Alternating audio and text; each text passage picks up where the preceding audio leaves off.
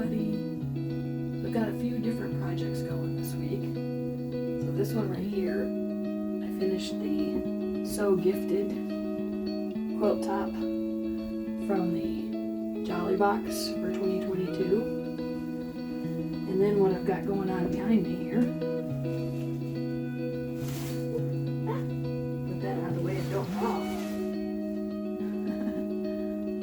So this is actually the backing for a quilt that I'm working on. So on the board here I have a quilt top, but over top of it I actually have what I'm going to use for the quilt backing. So these are the remaining scraps from the project that I was doing. There are a few other little odds and ends here, but this is the main portion of the scraps tacked up to the board here. And I thought what I'd do is go ahead and sew those together for the backing, and we'll slowly reveal what the front of the quilt will look like.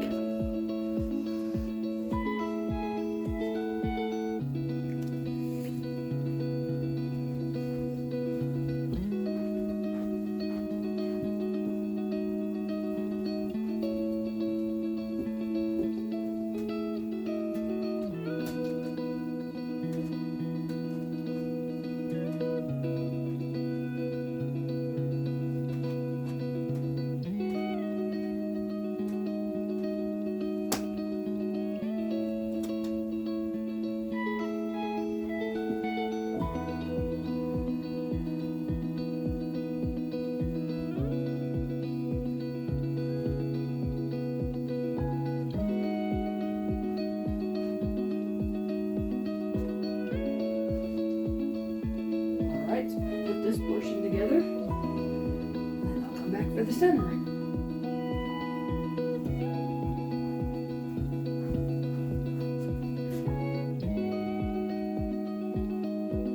Okay, let's reveal the other side first. What's behind here is really cute, or at least it will be when I'm done.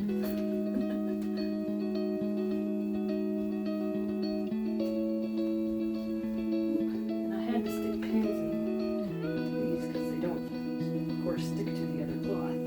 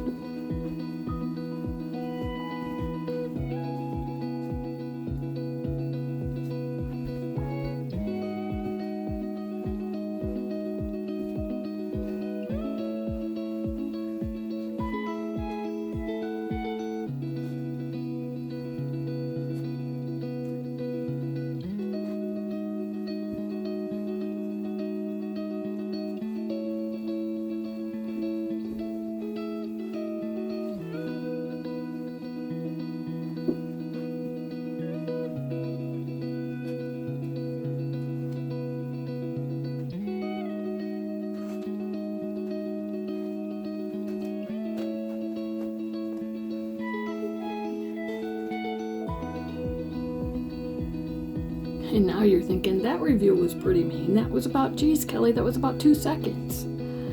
Yeah, okay. Well, let me be nice and go ahead and take the backing off, and I'll show you the front and what I got planned. So the backing here, actually, real quick, the side piece here with the white, I accidentally sewed it backward.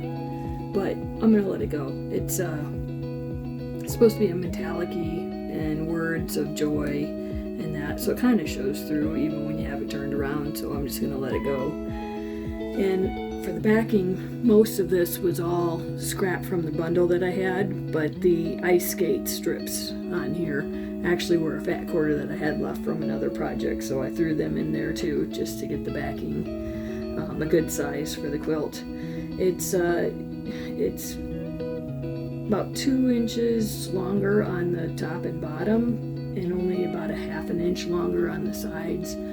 I think that'll be okay for domestic machine quilting. Now, if I were gonna do this with a long arm or have a friend do it with a long arm, because I don't have a long arm, I would have done 4 inches on all sides at least. Some long armers will want even more than that. So, but usually with my domestic machine, I'll be just fine. And actually, when I reveal the front, if I come up a little bit short, it'll be fine. It's really just a scrappy top too.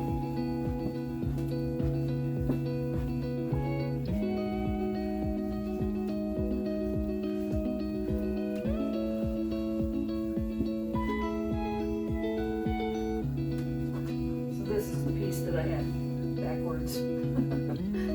Probably see it better now, but I can still see it when I'm close up to it. And it'll just be that thing that I know. This is the quirky thing about this quilt. There's always at least one quirky thing about a quilt, right? At least for me, anyhow. Alright, so that's the backing. Let me fold that up and get it out of the way. And then for the front, I just did this yesterday really quickly. Just took the panel there in the center and just started cutting and layering scraps and cutting hunks and just kind of ordered it. And I think what I want to do for the wreath is actually, once I get it put together, batting and all that, I am thinking embroider Noel in the center, a little bit bigger than I just did, but you get the idea. Or I had kind of thought about, I don't know, maybe embroidering a little Christmas tree scene, something like that. I wish I could do a cardinal. I don't think I could do a cardinal. Something along that line. If you have any other ideas, please let me know in the comments. There was something else I was thinking of, and now I can't remember what that was. Because I think I had settled on maybe trying to do the Noel. Because I can hand embroider that, so I can do that fairly well. But I thought about doing a thread painting of a cardinal, but I don't think I can do it, so I don't have confidence in myself. If I were going to have tried to do that, I would have done it before I had everything else assembled, because, then if I ruin the panel, it's not the end of the world. But now that I've got the quilt top assembled, I don't want to totally destroy it. I want it to look somewhat nice and be usable. So, if you have any other thoughts, let me know in the comments. And let's see, I had something that I was going to do if you put down the word cardinal in the comments. Let me see if I can remember what it is.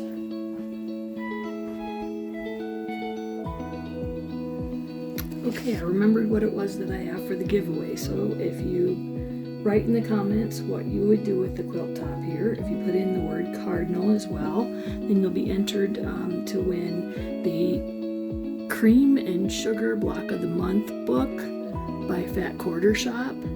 It was a really pretty quilt.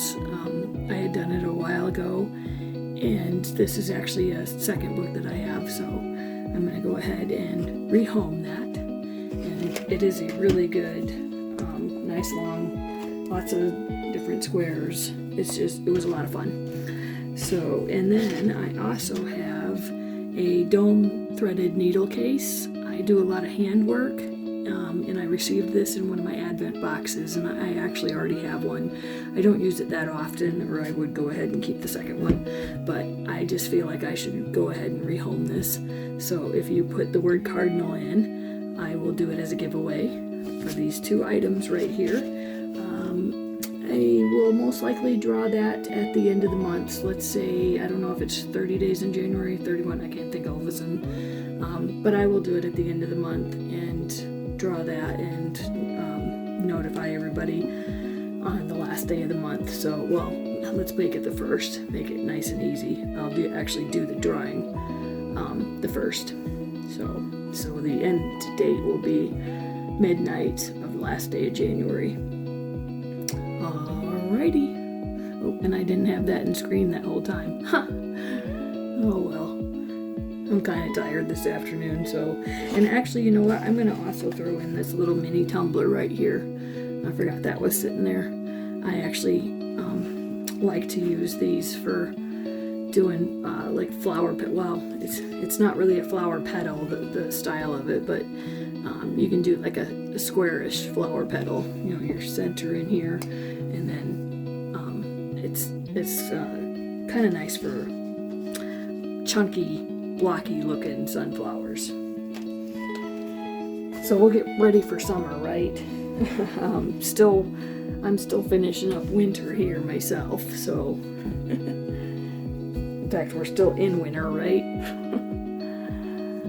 Alright, so lots of other stuff going on this week here. Might have a few other clips to add to this video, and maybe my next project, I don't know, do I want to do more Christmas stuff, or do I want to move on? Should we do a Valentine's project? That might be better. Let's see what I can pick out. Maybe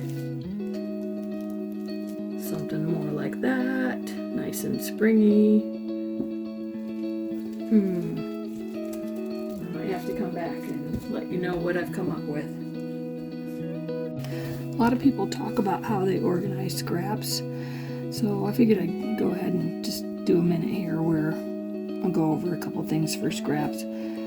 I generally don't keep anything like this, but I had kept these because there were so many of them after cutting I think I needed like some 5x5 pieces, and they were cut to 5x6, and so I'd cut off the inch, and I kept these in case I wanted to do, like, you can do a mug rug out of them, kind of do something along the lines of like a weaving type deal. You've maybe seen some videos like that.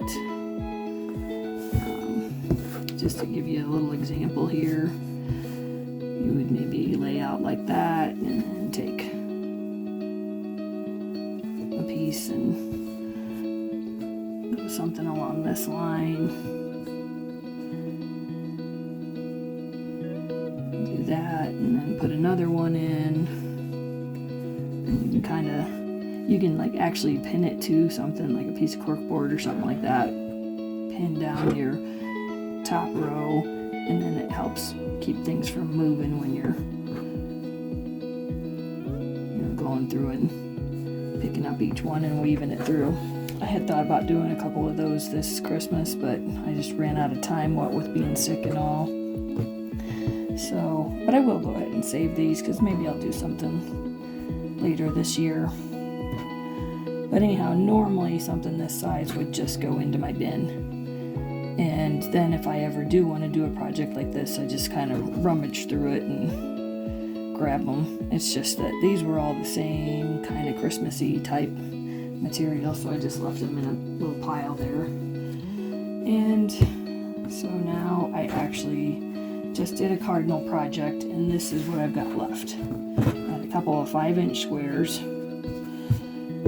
Okay, and some scraps here. I think that one might be a 3-inch piece, something like that. So mostly what I do at this point is cut them down to 2.5-inch squares, 5x5 or 2.5. So these two are 5x5 already, so I'll put those to the side. Those will actually, I've got a bunch of 5x5 squares for Christmas related that these don't necessarily go extremely well with it, but it's very scrappy. It's got all kinds of different colors in it, so this will just be more scrappiness to go in that. And then the rest of this I actually am going to cut down to either 2.5 inch squares, or I just get rid of this at this point. I might take this and put over with those in case I decide to go ahead and do that little rug, but at this point, especially since they're Christmas, I will just throw them in my bin. If later on, if that was not Christmas, like these ones right here, so these are going to cut down to 2.5 inch squares.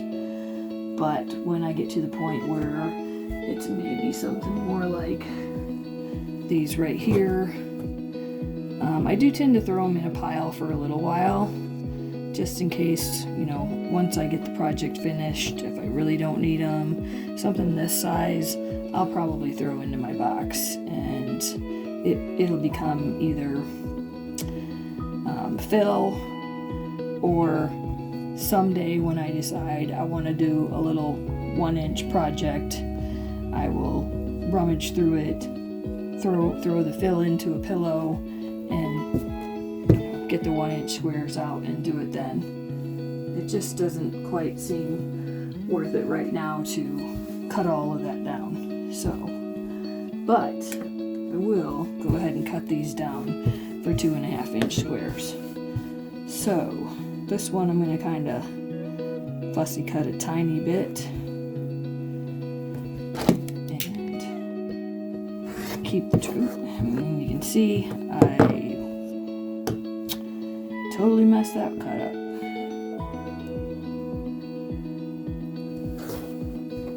Anyhow, somebody's yelling at somebody downstairs. So I think I better go. Anyhow, so, and I just have a whole stack of different 2.5 inch squares that sometimes I'll rummage through and go, hey, there's a whole hunk of the same color right there. When I pull those out and make a little mug rug, or hey, that's enough that I can pull out and add it to this block, and then, you know, enough to add it to that block, and it'll look scrappy but not be totally chaotic, you know. So, in fact, this pile does have a lot of repeats. So, then you can kind of see here where I just had just like these two. So, I might have some more of that coming up. I'm working on that project right now. So, but yeah, I'm just gonna go through and cut these down to 2.5 inch squares and get rid of the trash. And then I actually have this set here. It is very small binding, but it's going to be my binding. It's 1.5 inch. I'm going to do a really thin binding on this quilt. So I usually use a 2.25, but somebody was telling me about a little different technique that I'm going to try. So, and that'll be literally all I have left from this bundle of fabric. So pretty cool that I got down to just this stuff right here. Okay, and now we take all of our little scrap pieces from this Christmas quilt, and it's actually going to be enough to make a little scrappy hot pad. So I'm just going to go ahead and do that. And it's not really Christmas, it's winter themed, so it can be a scrappy little winter themed hot pad.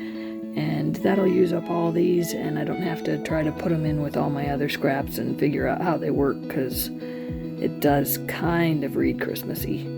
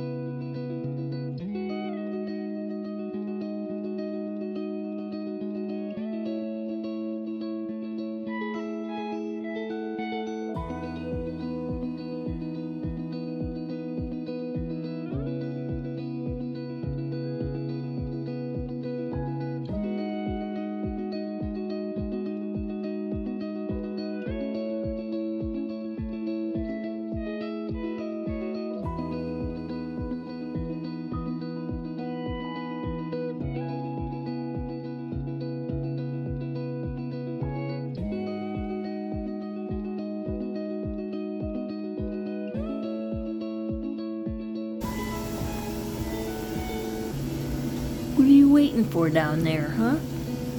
What are you waiting for?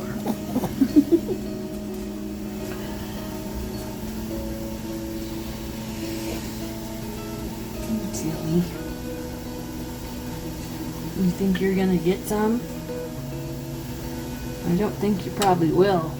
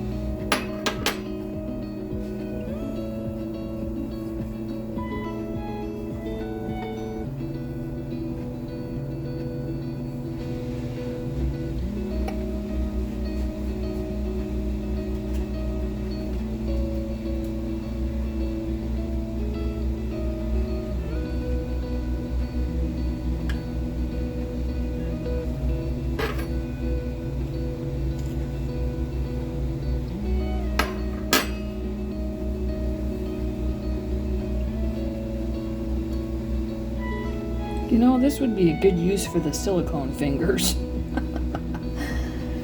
There's another type of tool that you can do with this that actually has it's almost like a curling iron type deal that is supposed to hold the end of the cake in there while you spin it around it. I got most of them pretty good, but this one started to curl and then it came uncurled, and so now that it's cool, if I try curling it up, it's gonna crack.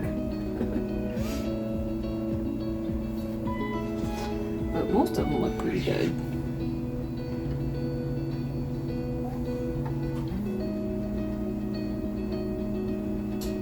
And if you just do like a dollop on here, it almost makes it cookie size more than, well, I don't even know what to call it except Krumkake. I can never say the word right. Krumkake.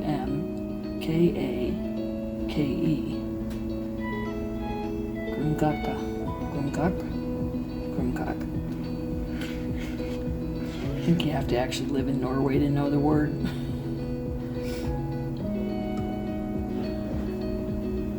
We just have Norwegian ancestry.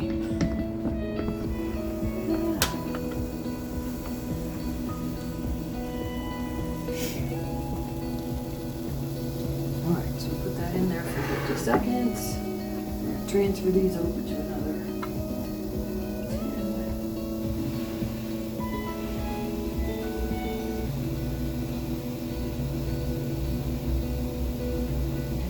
This one.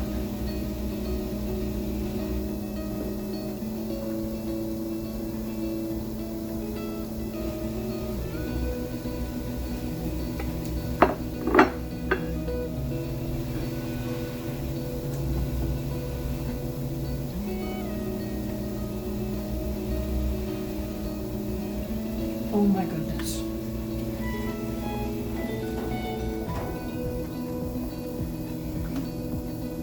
Well, I was going to show you something in the window, but oh, there she is.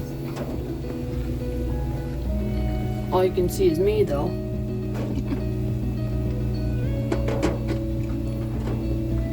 Gray is out there being a bad kitty. She's climbing on this green.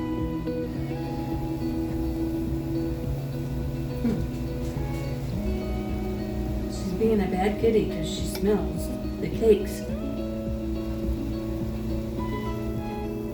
Is that what you think, Chloe? I think she's just being a bad kitty.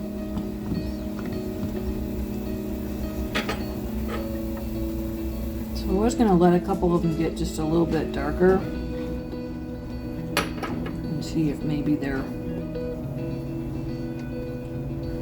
little crispier. Right now they're kind of more, I don't know, like fact that they're soft and chewy more than anything, which I actually kind of like that way. So I just wondered if they'd turn out more like a waffle cone if you got them a little more done. Too bad I don't have any chocolate to put in these.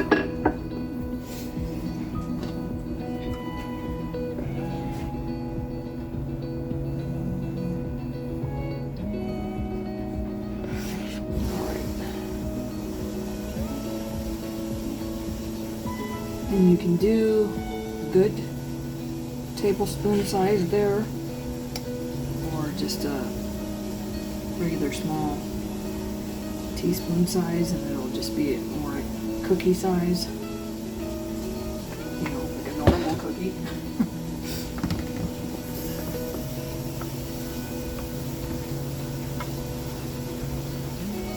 Try to get that to turn a little bit more, and then it'll hold.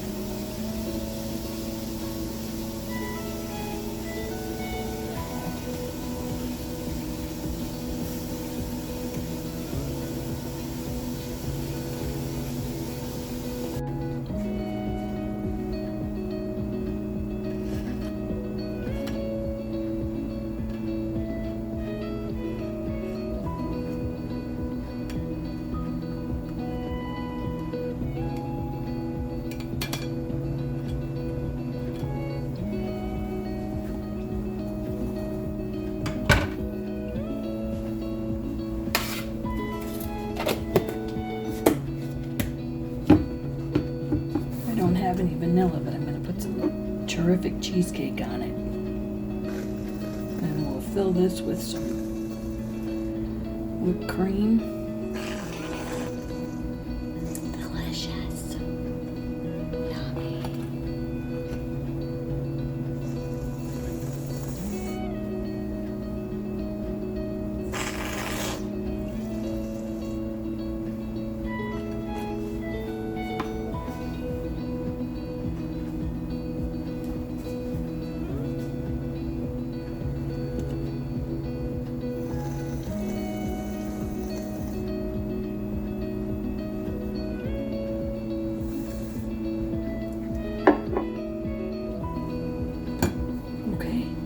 Share with Mom now.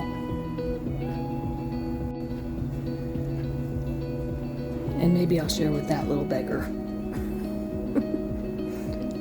She has not left my side.